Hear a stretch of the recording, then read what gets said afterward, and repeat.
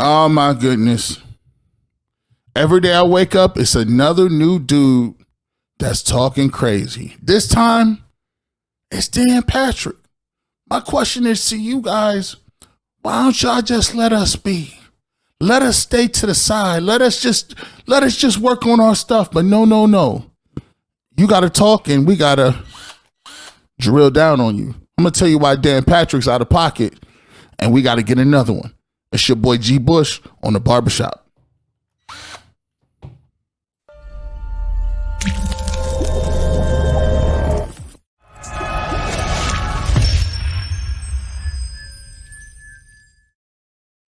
Man, oh man. Welcome on into the Barbershop. Before we get into anything, we're going to respect the people. We're going to respect what we respect. And I respect the people that show us love each and every time. As you can see, it's scrolling to the bottom of the screen. We got our Patreon. I want to thank you guys. You are the reason I am able to do these videos. I'm able to devote time to create these videos and give you the best content that I can. These videos do take a long time, and I want to thank every single person who is a part of Patreon for continuing to support me here as well on other platforms. So let me go ahead and also say this really quickly too.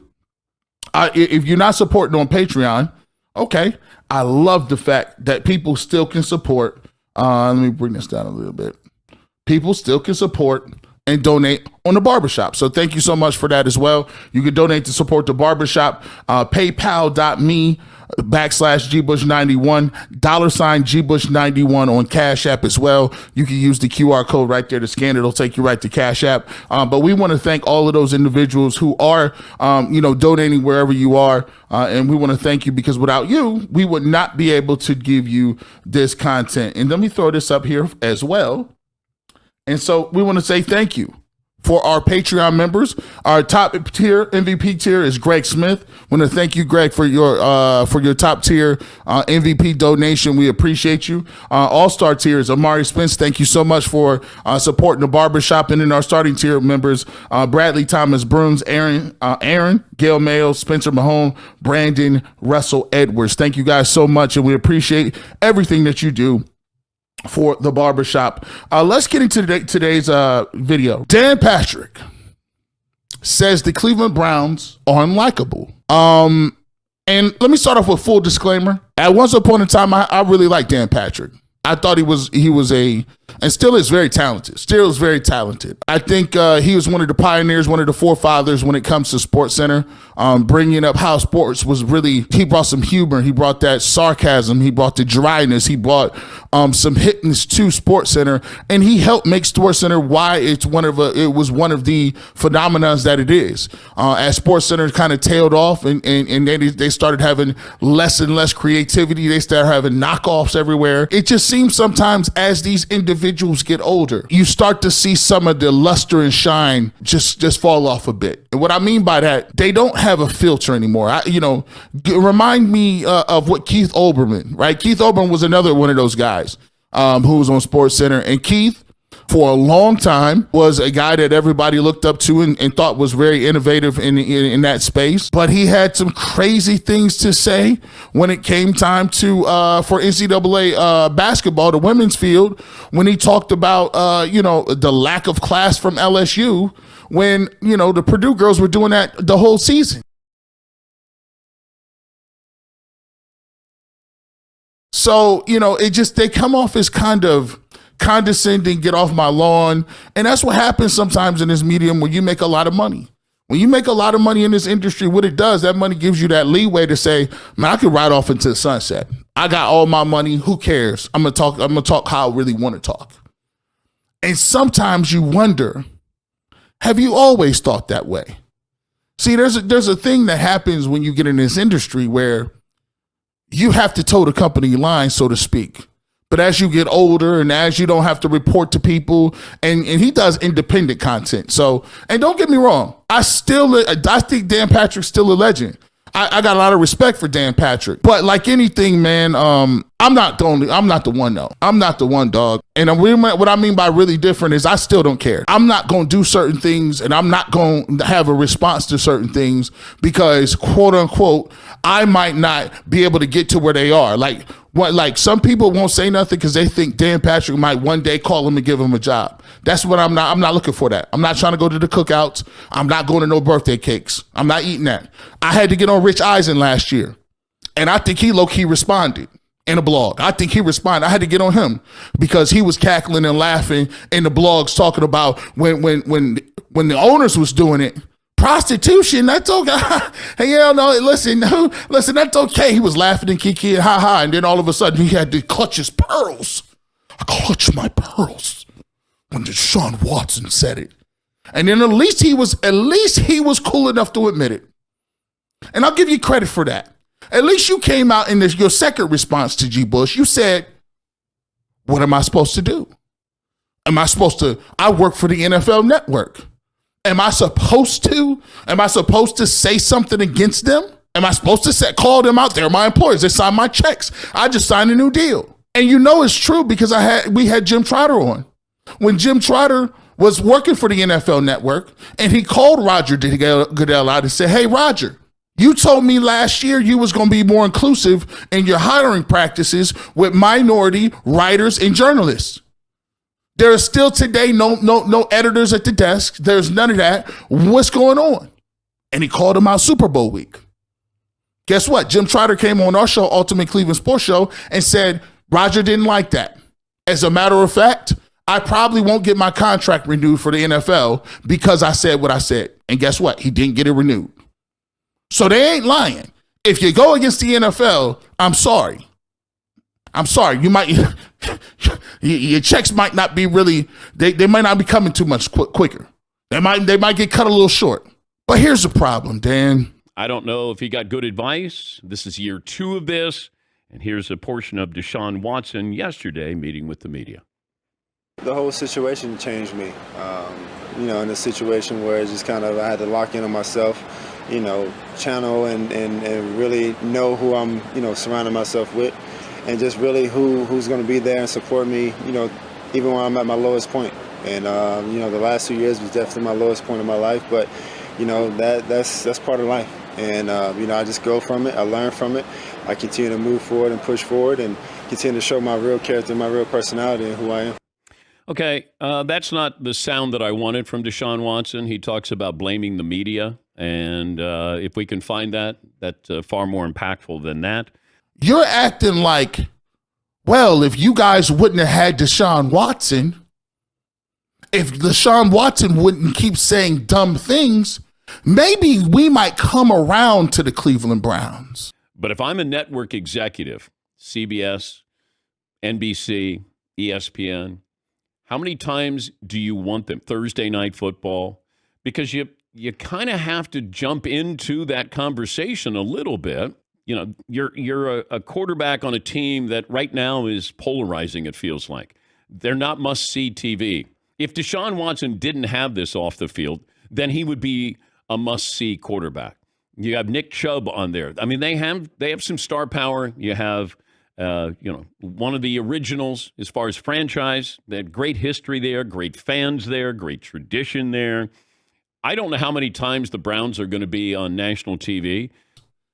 Maybe we might decide to start putting the Cleveland Browns on national TV. You don't want to come off and say, well, he's a great guy, or I've known him, or any, you want to present the facts, but then how much time do you spend on something like this? Your pregame show.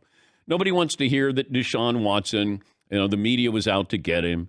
We want to see him play football. But even then, I don't know if people are rooting for Deshaun Watson. Maybe we'll decide if you didn't have him on your roster, then we would have been nicer to you. When I was a young kid, I didn't think of the NFL. I didn't know I was going to make it out of high school. My mom being sick and having tongue cancer and not being able to eat solid food ever again. Not having a father figure in my life ever. Probably 27 years, only seeing him 4 times. And different stuff like that is things that people don't really get to hear about. Especially last year has been, the media directing and narrating something else. It's been kind of overshadowed. So, have an opportunity to tell that story in front of those guys and look their teammates in their eyes and be able to touch them. And all right, but you heard him say the media is certainly creating a narrative. By the way, can we get the microphone all the way in front of him? What the hell are we doing here? This is how big business, big media, big corporations act. When they down, everything is good for everybody else. When they making that bag and they getting that money, that profit is our profit. I think that they're going to try and be fair about it, but that's what's interesting to me is the way you're going to continue to fight this. If your only issue is you don't want the video out, yeah, then just take the plea deal.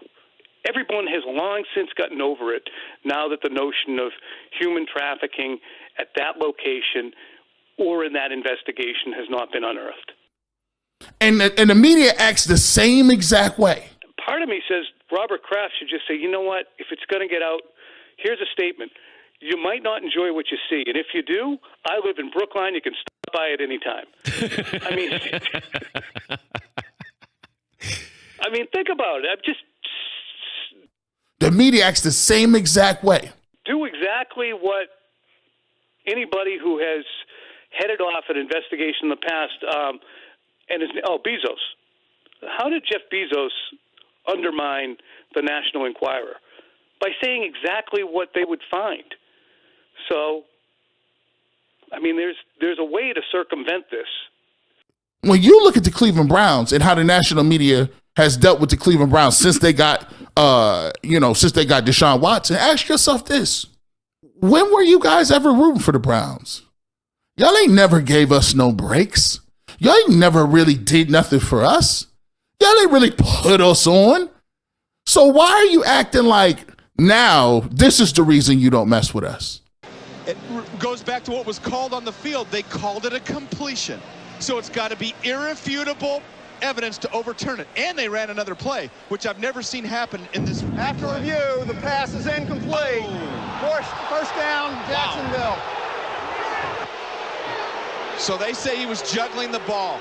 Once another play has been run, I have never seen them go back and say we're replaying another play.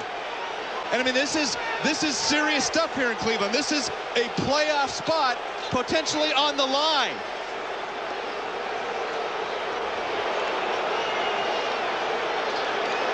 And it's getting ugly here in Cleveland.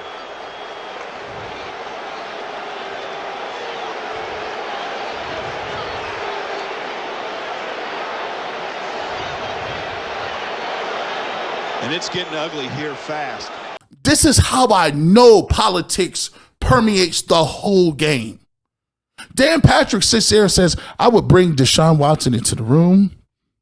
These are things to bring up. These are things maybe you don't bring up. If this is brought up, this is how you answer. At least this is what I would be doing. I would be, if I'm running the Browns PR department, I'd say, Deshaun, come on in. Let's talk about this. Here's a question. How do you answer? What if somebody brings this up? What do you say? This is what you need to do. Well, I don't know if you listen to anybody. I'd ask him some questions. Hey, let's go through how you want to answer these questions. But when it comes to Deshaun Watson, you can't play the blame game, okay? You were a creep. You got caught, and you're now in Cleveland. They overpaid for you. That's their problem. Maybe you lead them to the promised land. Maybe you win the division. But that's a team he's really difficult to root for.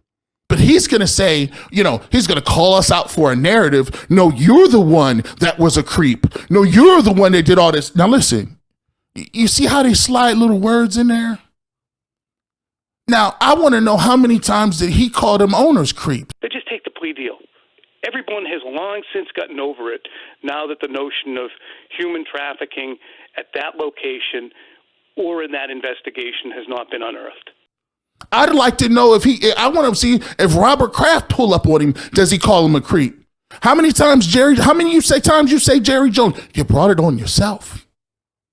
You see, here's the thing. I'm going to let y'all know. And I like the way Deshaun Watson handled this. Guess what, Deshaun? If I could talk to you really quickly, my brother. They ain't never going to like you. You're on the list. You're on the Terrell Owens list, the Barry Bonds list. You're on the list of the guys that they just have told and said. You're on the Colin Kaepernick list. These are the guys. You're on the DeMaurice Smith list. Hey, listen. These are I could keep going. I could keep Eric Bieniemy list. I could keep going. Hey, Eric Bieniemy, if you just,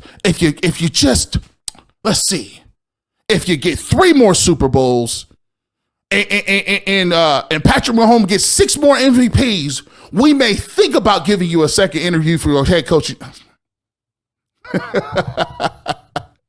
See how it works? And I told you, if I was Eric Bieniemy, I wouldn't have went to Washington. I'd have sat right there in Kansas City and told them to kiss my ass. I'm not going nowhere. You going to hire me for what I do, or you going to hire me for what I ain't going to do? At the end of the day, I'm not going somewhere else to prove something that other people have not had to prove. And here's how they're going to get you. Jacoby Brissett and Sam Howell. Now, if you don't get it done there, all they're going to say is, see, I told you. It's different when you don't have Patrick Mahomes and Andy Reid spoon feeding you milk, huh? You see what goes on? But Deshaun, just understand something. You're never going to prove yourself to them. It's just like people with old money don't respect people with new money. You can't come to certain places in the Hamptons with this new money. You think they respect lottery ticket winners? You think they respect trust fund babies? This is old money out here.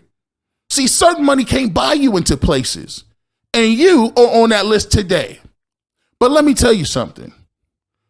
What they can't stop, what they won't stop, I sound like I'm doing a Rockefeller. Can't stop, won't stop, Rockefeller. What they can't do is they can't deny the play on the field. They can't deny wins. They can't deny yards. They can't deny what you do. So instead of sitting there holding your tongue on certain things, talk your talk. I have an opportunity to tell that story in front of those guys and look their teammates in their eyes and be able to touch them and let them know how, why I am who I am, it's definitely powerful. If I'm going down swinging the way I'm moving. They're never going to let you be the MVP. You're going to have the best stats the rest of your life, and they ain't going to never let you win the MVP. Trust me. They'll give it to a running back who they say is diminished before they give it to you. The year you ball out, they'll be like, well, I don't know. I think this is the first year to give the MVP to an offensive tackle. Watch. I guarantee it. Oh, you think you win a comeback player of the year? Come back from what? We're not going to reward somebody from coming back to being a creep.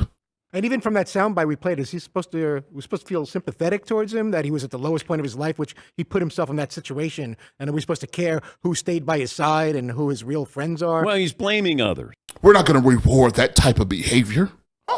Why would we do that? We're going to give the comeback player of the year to a guy who tore his ACL and played half the snaps last year. You see how it worked? But as far as Dan Patrick is concerned, I asked you, Dan, when we was 0-16, was you rooting for us?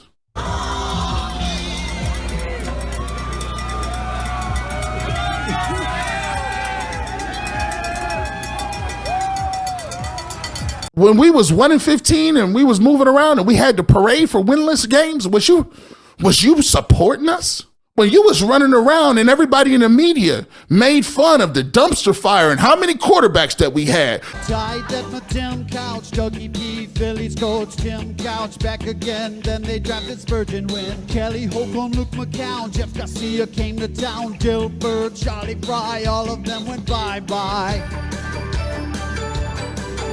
With the t-shirt. Y'all couldn't even do a whole radio segment, a montage, a produced segment without talking about the Browns. Anderson and Brady Quinn, lots of guys who didn't win. Ken Dorsey, Gradkowski, and we're halfway done. Jake DeLong, Colt McCoy, Seneca, unemployed, Thad, Lewis, Weed in 5-win seasons. If you had them, Cleveland Browns, they just stability, no stability, it's the dumpster fire. Austin Davis, Josh McCown, yes, they've had two McCown, Shaw, Hoyer, Campbell, It's Manziel, Whitehurst, Kessler, RG3 on IR, and probably as I sing this song, they're gonna find another one. You were never rocking with us. You can be their QB, but only briefly. The Browns are a dumpster fire. You know the season's done when they're in week one. So why all of a sudden right now we give a damn what you talking about? The Cleveland Browns, the heart of what the Cleveland Browns are, is the dog pound. And I'm not talking about the cliche stuff. I'm talking about the dog pound. Cleveland's notorious dog pound. The stuff from which legends are made. You see, the heart of what this team is, the heart of what the Cleveland Browns are, is the dog pound, and you go back and watch in the 80s. When I think of those Browns teams from the 80s, it was this incredible meshing of a great football team growing into one that came very close to Super Bowl appearances, but also captured, I thought, sort of the zeitgeist of pro football at that time. And when Hanford Dixon and Frank Minifield began barking, I believe it was at practice they started a lot of this, and they created this identity of the dogs for their defense. I bought dog bones, and we didn't even have a dog. I just was like, this is gonna be part of our operation here. Top dog Hanford Dixon, Frank Minifield, they was barking, fans took a hold of it. You see, it made sense. Hanford Dixon got it going. They all started going on the team and started barking against the opponents, and the bleacher section kind of picked it up and started barking along with them. So we just all started barking, picked up the dogs, started wearing masks, putting ears on, painting our faces, yelling, screaming, barking our brains out. We knew we didn't have no stadium. We knew we didn't have no state-of-the-art nothing. It was a dump. But you know what you came in there understanding? That you got people that's going to come to that game that was on the brink of a divorce. You got people that was at that game that couldn't even pay their child support. You got people at that game that knew they weren't going to be able to eat nothing on Thursday unless they worked a double in the steel mill on Friday because they spent all their money in them tickets. You know what that means? Guys getting up at 4 o'clock in the morning after they done worked manual labor. And they out there and they was already drunk before the game. See, the dog pound personified what the city was talking about. It personified the middle class. It personified the working class. And you know how them old dogs is. How many of y'all got them new dogs? Y'all put the new dogs in the house. They don't even want to go outside to pee. They're like, hold on, it's winter. I'm going to go pee. And you better be by that door because I'm running right back in. That's one of I got my little mini Labradoodle. I'm like, you're supposed to be a dog. He like, listen, it's cold. I need you to let me out, and you better be by this door. Don't be going to do nothing else, because I'm going to knock on the door. You have a dog, just jump on the door. Hey, where you at? What you doing in there? Hey, where you at, dog? He be looking around the corner. He go to the windows. But them old dogs, see them old dogs. Remember dog houses. See, people back in the 80s, they dogs was outside for a living. Chained to that old little cardboard box with a placebo roof on top. And that old dog was in there. It didn't get groomed. That dog was in there with no door on. That dog was rugged. But guess what? Everybody in the neighborhood knew you better not go by so-and-so's house. That dog will eat you to death. You walk around the block to Mr. Johnson's dog. You walk around. I ain't walking over there by Mr. Johnson, especially if it's either by the morning time or it's about to get dark. You just know Cujo over there just. I'm like, you are always in a bad mood. They ain't Cujo, they don't feed you? Hell yeah, he ain't in a bad mood. He outside. In the elements. But that's what the Browns was about. That's what that feeling was. And we didn't have no superstars. Our quarterback wouldn't even know. He couldn't move. But you know what he had? Up here, smart. Can get to me. I call my own plays, smart. They ain't had no great jerseys. They jerseys look like practice jerseys. You know why? You didn't even care about that. We got the all whites, and they didn't even have the brown jerseys. I think them was for like a mirage. They never wore them jerseys. I'm like, we got brown, don't we? But you know what was so great about them fans and those teams? You knew what you was getting when you came to Cleveland. You knew every fan was backing every fan. You knew everybody was locked in and we rocking with our crowd because that's all we had. That's all we had in the era of John Elway and Michael Jordan and the era of taking them L's. All we had was each other and cats coming out there ready to go. So when he sits here and tells us that we unlikable, we always been unlikable. We always been the redheaded stepchild. We always been the butt of every comedian's joke. We always been with the crying meme face. That's us. We still do that. Was you there when they took our squad? The Browns experience is the essence of pro football in America. Deep roots, loyal fans, and now a team leaving town. This all started because Art Modell lied to the people of Cleveland about his true intentions. No team, no peace! No team, no peace! Have we lost money? Millions. The Browns' Red Ink is writing the latest but hardly the last chapter in the developing drama of musical franchises. Was we likable when they took our squad and these politicians fumbled the bag? There is no way in God's name, given the fan loyalty in Cleveland, that anyone can lose $60 million in a football team in this town. Maybe in Tampa, maybe in Houston, but not in Cleveland. Not with the #1 Nielsen ratings, not with 70,000 people in the stand. It's a pretty hard thing to do. When our Modell ski mask, the whole stadium took it away and won the Super Bowl? How likable was we then, Dan? Because at the end of the day, I know that you would like to go to Super Bowl in San Diego or beautiful Miami and all that good stuff. But our goal as Cleveland Browns fans should be, we bringing your ass right back to Lake Erie. Ain't gonna be no Miami AFC Championship game. You come up here and bundle up. It's gonna be a cold one in the North Shore. Understand that. And all we need is a leader. Caesar watched every play he could, and it led him to believe in the importance of self-creation and the use of dramatic behaviour to win people over, and he saw himself as a performer on the world stage. In battle, he always played the leading man well, positioning himself in the centre astride the strongest mount, so that his soldiers would always see him in the thick of battle, urging them on, becoming a godlike symbol of power and a role model for them to follow.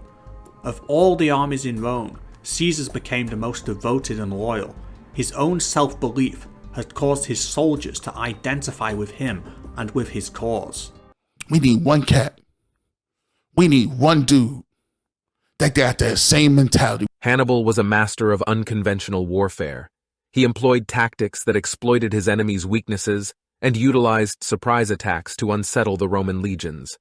His ability to adapt to different terrains and circumstances proved crucial in his victories. Hannibal's military genius lay not only in his tactical brilliance, but also in his ability to inspire his troops. He fostered a sense of camaraderie and loyalty among his soldiers, making them a formidable force that fought with unwavering resolve. We thought we had it. We thought we had it. All we need is one dude to come through here and say, listen, it's time out for the games. I'll begin, as is right, with my father, Philip. When he found you, you were mere peasants, wearing hides, tending a few sheep on the mountain slopes, and you could barely defend them from your neighbors. Under him, you began living in cities, with good laws and customs, and he turned you from slaves into rulers over those very barbarians who used to plunder your land. I'm about to lead this group of cats that don't nobody like. He conquered most of Thrace, taking the best harbors so there was trade and prosperity, and put the mines to steady work. Well, guess what? Get ready for the boat. Get ready for the boat. We coming into your city, and we unlikable. The Thessalians, they used to terrify you. Well, we rule them now. He could have scored easily if he sticks to his left, but instead tries to hurdle landing and puts his foot right in the face mask. A cleat. They'll pitch up Polamalu. Massaquoi was drilled. Oh my goodness. No question there, Brad. We coming into your stadium and we unlikable. I need some more unlikable people on the team. How many people out there want to get some unlikable cats? The Athenians and Thebans, always looking for a chance to attack Macedonia, were so humbled, myself playing my small part in the war, that they no longer take tribute from Macedonia, but instead depend upon us for their protection.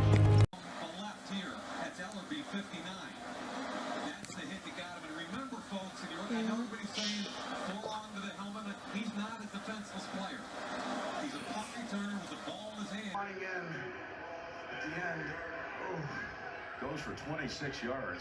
I mean, he really shook Awuzie at the line of scrimmage there. I need some unlikable defensive linemen that ain't afraid to get 15 once in a while. Now I'm talking. My father went to the Peloponnese and put their house in order. Then he was declared supreme commander of all the Greeks for the campaign against the Persians. An honor not just for himself, but for all Macedonians. I need a quarterback that's unlikable, that when we up 27 points, he audible and throw the bomb on them. I need some unlikable cats like that. I need some unlikable receivers that's going to take, when they score that touchdown and the DB been all over them all game, punt the ball out the stadium. I need a couple of them dudes too. Anybody out there in special teams that want to still get nasty and take it back the other way? How many of y'all that you telling them, hey, let them kick an onside kick? I'm going down there like a missile. I'm taking people out the sky. We need some unlikable cats. So I want to thank you, Mr. Patrick. I want to thank you. And I want to thank Rich Eisen. And I want to thank Stuart Scott. And I want to thank everybody. Shout out to Stuart Scott, by the way. He's the real OG. I want to thank all the talking heads in the media that consistently want to jump on this bandwagon and tell us how unlikable we are. You know how disrespectful that is? And don't mention Nick Chubb's name no more neither. We all one team. Stop trying to divide us. Nick Chubb is part of the Cleveland Browns. If the Cleveland Browns is unlikable, you don't like Nick Chubb. We ain't playing basketball around here, so we do 53-man rosters. Stop telling me how good Myles Garrett is. Don't say nothing about Myles Garrett. If you don't like the Browns, sorry, you can't say nothing about Myles Garrett. That's how we roll. That's the new Cleveland Browns motto. And what we need to start doing as a community is starting these cats understand what's going on. Hey, by the way, when they start having shows live and they want to come to the stadium, since they didn't ever want to be here, Thursday night, when they there, boo. I need them booed on the sidelines, boo, the whole time. Mess they packages up, mess they montages up. We don't care about that. When they want to be or put the little set on the field and talk to the player of the game, we back there with about 10,000 dudes that didn't go home booing you. Boo, boo, we don't want to hear it, boo. We got to let these dudes understand, bro. You can't just keep saying stuff and you get away with it. You're not going to be comfortable. We're not telling you where to go eat. Where's a great place to get some food in Cleveland? Burger King, hit the road, Jack. I want some great Italian in a steakhouse. Where can you get that steakhouse burger from Hardee's? Hit the road, Jack. That's where you need to be at. Hey, where can I get I want some authentic Cleveland pierogies. Where can I get that at? Hey, man, you can go right down there to Pizza Hut, get you some breadsticks, hit the road. We're not showing you no love. We don't want you in our restaurants, and that's how we gonna move with it. That's how we move it.